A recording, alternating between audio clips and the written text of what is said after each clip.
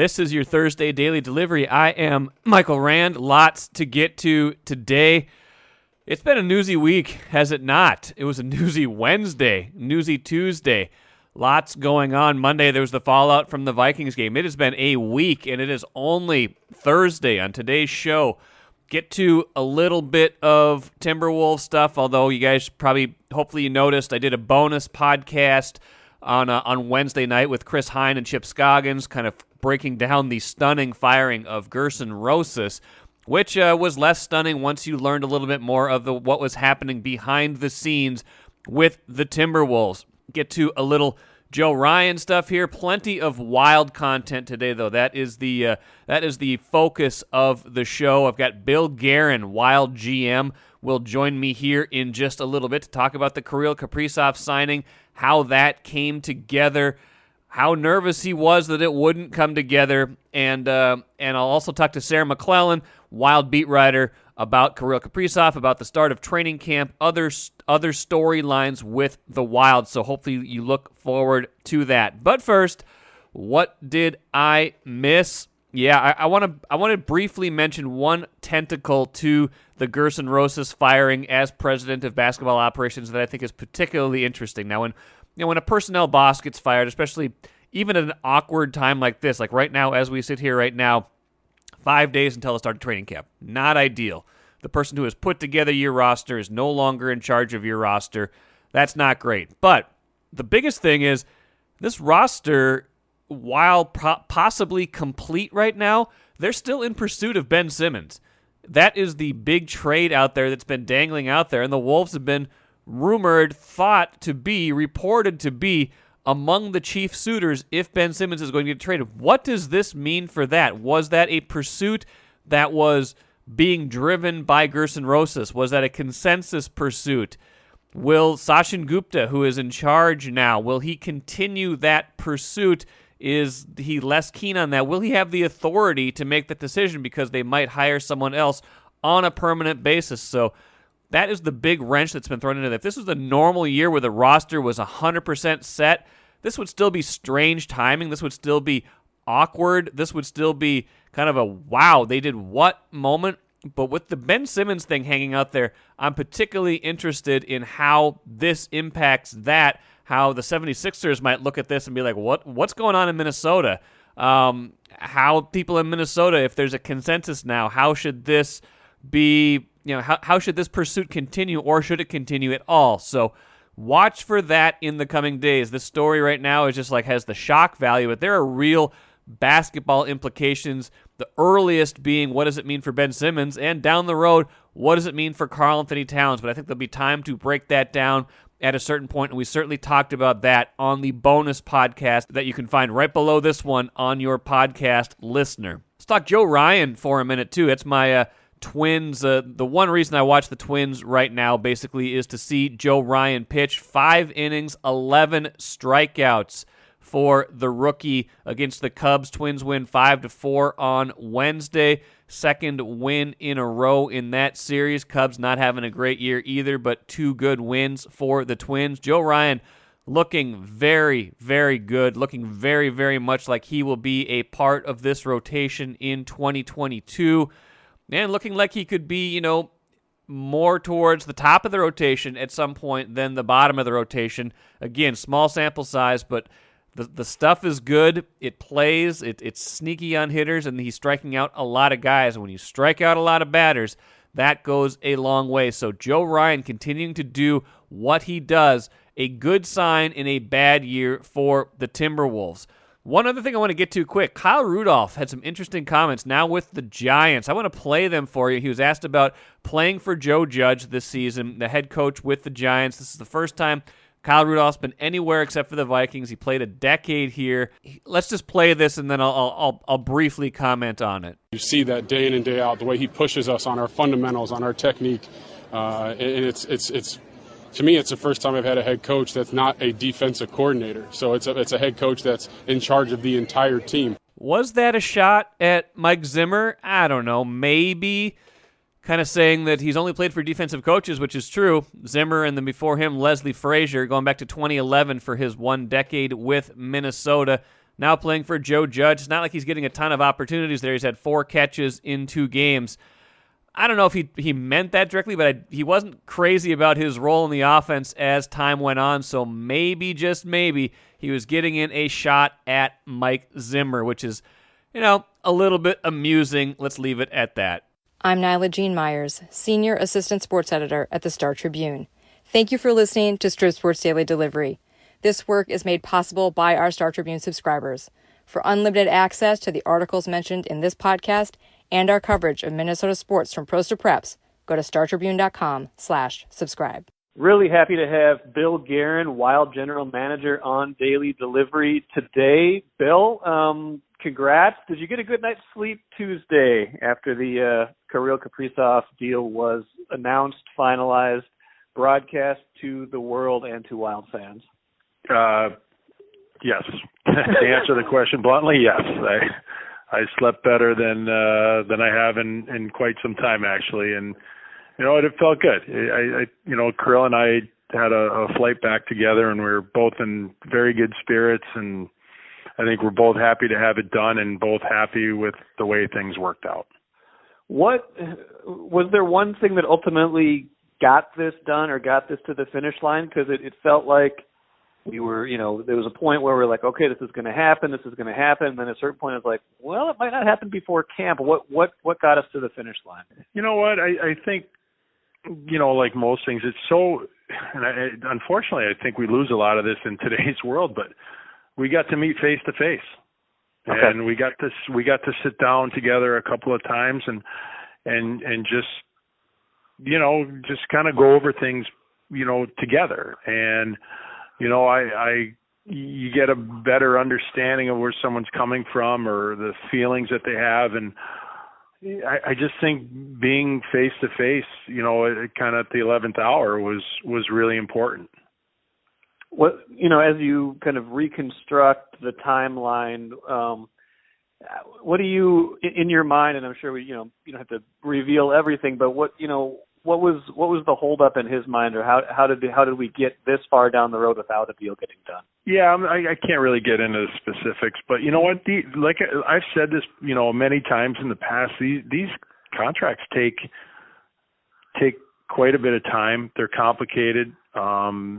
There's a fluctuating market out there, and it just takes time. I don't. Hey, look, we always feel like we're being fair. We always feel like we're offering the best deal. And then, the player always feels that, he's right too. And what he wants is not asking too much and all these things. So it's just a matter of kind of working through it. And hey, look, sometimes it's a short process like it was with Eriksson Ek, and sometimes it's a longer process like it was with Kirill. But I think the main thing now is that it's behind us, and he just wants to play hockey, and he's here for training camp. Absolutely. Before I get to that and some of the on-ice stuff, it's been a busy summer. It's been a bold summer. I don't know if you play poker, but I'd say I don't think I'd want to play poker with you. My sense from the summer is that you have a lot of confidence and a lot of patience. Do you play poker, Bill? You know what? Actually, I did when I played. I wasn't very good though, because I had a lot of different. I'd be like reading a magazine, watching a movie, and playing cards. So I wasn't ever really paying attention. So I've changed a lot. Sounds like it. So maybe as you think about the summer in the big picture context, maybe you can kind of walk my listeners through how every big thing from the last few months, whether it was the Ryan Suter and Zach Parise buyouts to, what's happened in free agency, the Kevin Fiala, deal there, the Eriksson Ek move, and now, of course, Kaprizov in the 5-year contract, how all those things are connected as you think about kind of the big picture plan here.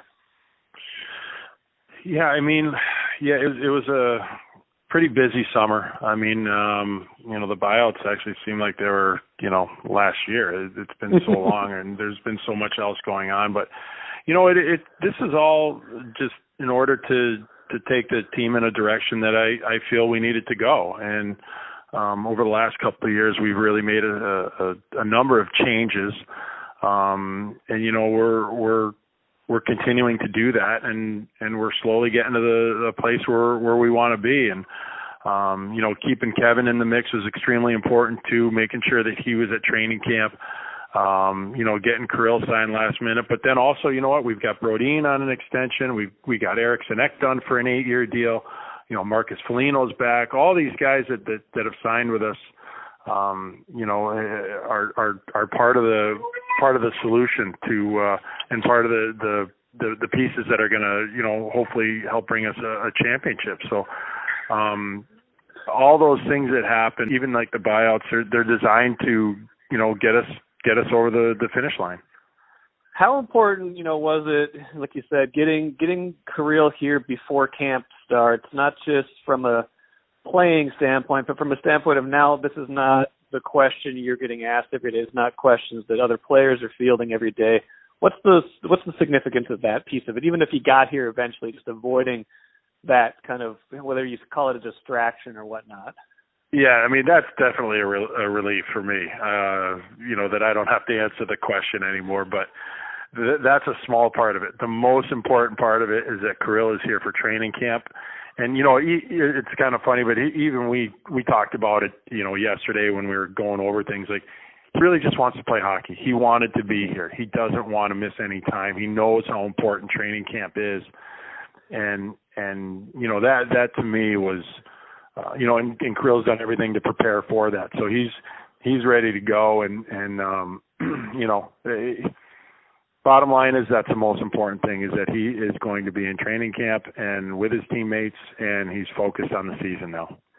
As you think about, the future going forward, not just him, but some of these other young players you have, just a couple more things for you here, Bill Guerin. Marco Rossi, big piece of what you want to do going forward. Sounds like by all accounts he is healthy. He's, back on the ice, feeling relief, feeling gratitude, things like that. How, you don't want to predict the future, but how important is he to, not just 2-3 years down the road, how important is he to maybe even this year and taking that step with the roster you guys have right now? Well, yeah, I mean, you know what, he's a very important part of the future. And how far off the future is for him, I don't know. I think the most important thing is that he comes in and competes for a spot. He has a good training camp, and we'll take it from there. But the one thing that I really like about Marco is that he's a culture guy. You know what, his work ethic, his compete level, his the way he takes care of both ends of the ice, all that stuff. Like he comes in great shape. All those things contribute to our culture. And he's definitely got leadership qualities. He's a driven young kid. So we're lucky to have him in the mix this year, and we're glad he's healthy. Bill, final thought. You guys surprised, I think, some people, especially external expectations last year, not just making the postseason, but, having a series that could have gone either way when you get to 7 games. What do you imagine as you think about this season? I think some teams can fall into a trap where if they overachieve to some degree, or at least we believe they overachieved, then there can be a step back. How does this team not only avoid taking a step back, but take a step forward this year again? Well, our expectations are higher than they were last year, and we have to hold each other accountable to that, and we have to push. Last year was good, but it wasn't what we wanted, and we have to realize that. We have things going in the right direction, but we really have to push and continue to get better, every day. And it's something that we all talk about as, a management group, as coaching staff, and the players do as well. These guys want to win. They want to win here. And, we can't be satisfied with, a 7-game playoff series, and that's just not what it's all about. It's all about winning the Stanley Cup. Well, I'm sure there'll be new problems and issues to emerge during the season, but for now, congrats on getting this done, and enjoy a few good nights of sleep at least, all right? Yeah, I'd love at least one day with no problems. So this is a good start. Thank you. Thanks, Bill. Take care. You too. Bye-bye. Like to welcome back to Daily Delivery, Sarah McLellan. Does a great job covering the Wild for the Star Tribune. Haven't talked for a little while. I think you had a little bit of time off, but now right back into it. And on the eve of basically training camp started, the Wild made some very big news. Talked to Bill Guerin about that. I want to get your perspective, though, on just how this whole Kirill Kaprizov negotiation played out and what you think it means that they were able to get this done at least before training camp starts?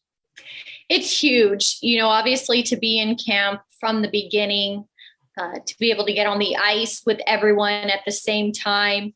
Yeah, it's key. And I think especially with the way this roster has evolved this offseason, it's not like it's the same lineup returning.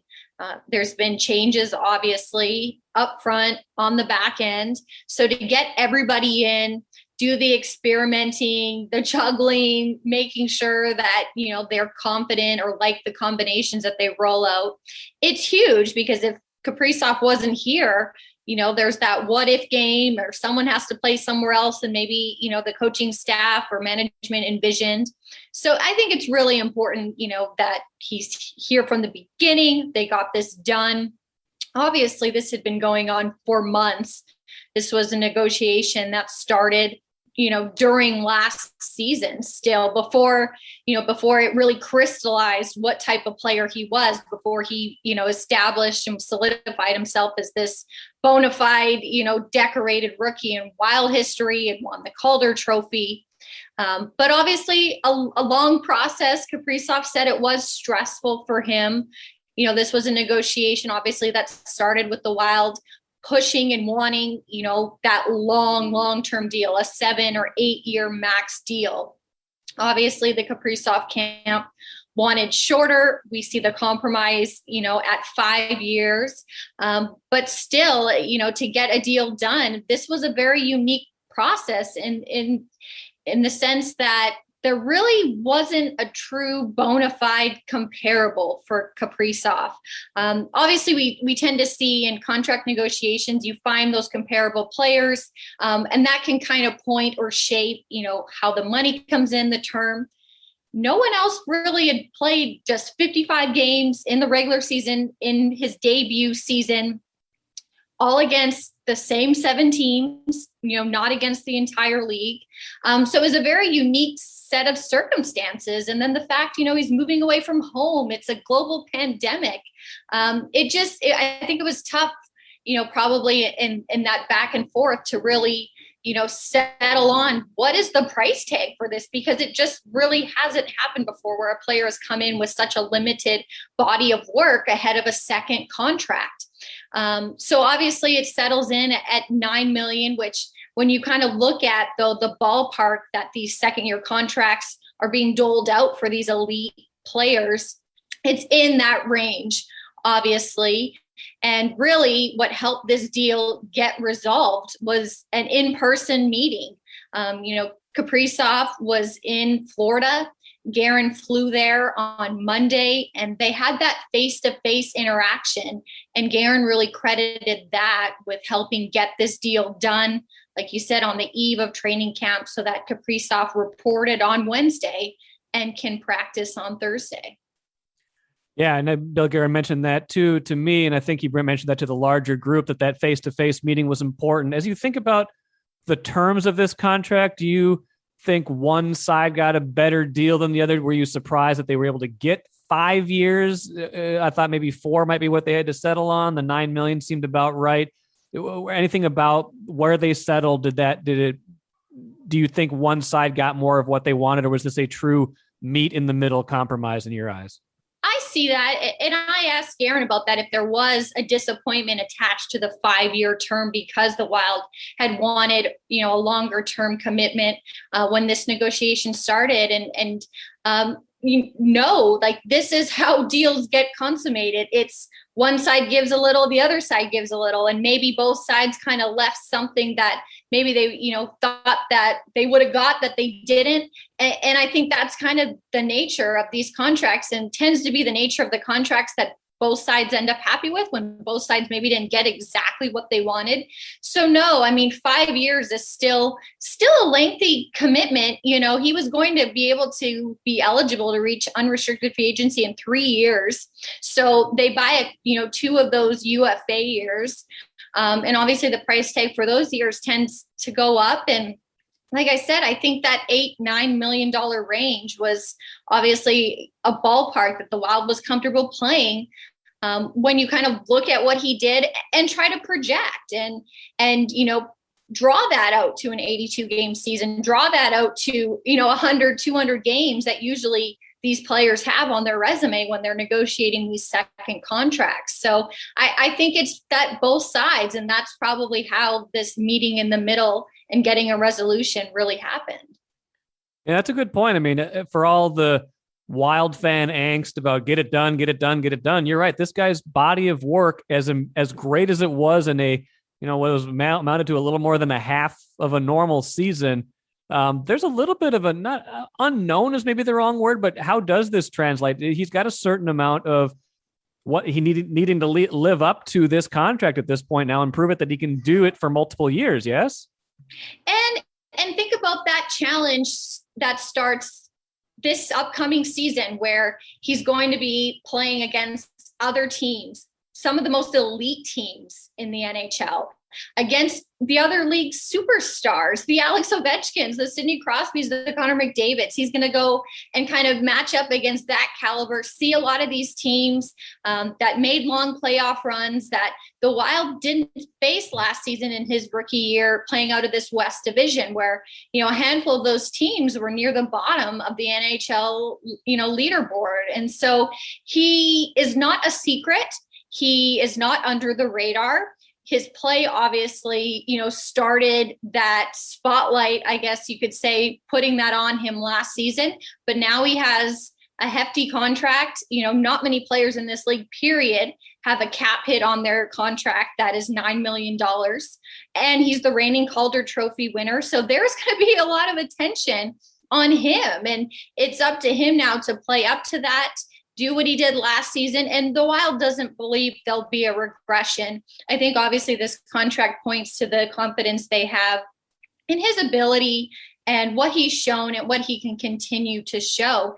But it's going to be time to show. It's not going to be like last season. It's not going to be facing the Anaheim Ducks 7 times, 8 times. This is going to be a different ball game this season. And, I'm sure there's probably a lot of eagerness to see how he does, but there's probably excitement in that too, to get to play at Madison Square Garden and go up against, a Stanley Cup champion in Tampa Bay. So I think this season, the rookie season, that's always intriguing, but I think this season, the second sophomore season for Kaprizov will be especially must-see TV, must-watch hockey. Yeah, and that's a good point too. And just as we think about the Wild, and I asked Bill Guerin about this, they had maybe minimized expectations last year, at least externally, then they exceeded them by getting to the playoffs, by being competitive in that first round series. How do they now, over the length of this contract, support a player like Kaprizov when you are cap strapped to a certain degree, especially in those 3 years where the Parisi and Suter buyouts are so onerous? How do they do that? It's going to be interesting. I don't know that there's an easy solution for that. Obviously how the salary cap ceiling progresses here may, provide some guidance as to if, how much wiggle room they can have. But you're right. There's money on the books that they will not be able to spend as part of the buyouts, and it's going to limit their flexibility. And you're right. I think now at this point, you see the team make such a significant commitment to a player like Kaprizov. The question is then, who else is around him? How do you capitalize on this? How do you use this 5 years as a window to, getting closer or achieving the organization's goal of winning a Stanley Cup? I think the next Fiala contract will be key. Obviously, if you'll remember, he's only in on a 1-year deal. So that might be able to provide, some hint of what they can do moving forward. But obviously, we've seen in Guerin's 2 years, he's not shy to make changes. So if that's been the MO, it's probably going to take a lot of creative math and juggling to figure it out, especially if the cap stays flat amid the financial repercussions of the pandemic. So it's going to be tough. I think that's the reality, though. The Wild knew it was inheriting, when it went for the buyouts, but it does now feel with Kaprizov having this deal done, that, there is a window to build on the momentum that the team, galvanized last season and to continue that trajectory. And this season is obviously the first step of that. And again, you're right. This season and camp actually starts now. What are some of the camp battles that you're looking forward to? Is it Marco Rossi trying to win a spot? Is it some of these other young players? Is it some of the depth players they have? How do you see, kind of some of the questions they have playing out? Yeah, I think it'll be interesting to see how these young prospects show up and match up against the caliber of an NHL training camp. Obviously, they were in for some rookie games ahead of time and, by all accounts, impressed, wowed, did what they were supposed to do as top tier prospects. But does that translate against, the Jonas Brodins and Matt Dumbas of training camp that are experienced, established NHL veterans? We'll see. I think that's an intriguing, storyline to watch is, do they impress enough to merit a spot on this roster? And they have to come in the roles that they play to get here. They're not coming in to play fourth line minutes. They're coming in to be top 6 impact players. So whose spot are they going to take? Who would they develop chemistry with? I'm also interested to see, obviously, if the Wild wants to stick with the same lines that worked last season that we saw kind of in the top 6, or do they go back to the drawing board? Obviously, that Joel Eriksson-Ek, Jordan Greenway, and Marcus Foligno line was super consistent last season. But, maybe now there's some intrigue of trying Eriksson-Ek alongside a Kaprizov or a Zuccarello because of how well he performed offensively last season. So I think there's some answers, to get up top. And especially, we haven't even talked about the defense yet. This is like a completely remade defense, only 3 returners. And if you think about it over the years, this has been the bread and butter of the Minnesota Wild. This has been the foundation. It's been so steady. It's been the same faces for years, at least, the majority on this blue line. And now there's going to be 3 new people integrated into the mix.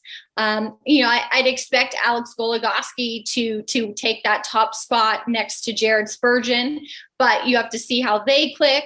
And then, a completely new, probably third pairing if Jonas Brodin and Matt Dumbas stay together to fill up the top 4. So I'm interested to see if that has a stylistic effect. I don't think the Wild will want to change the way it plays and being that strong support and supporting the puck up ice.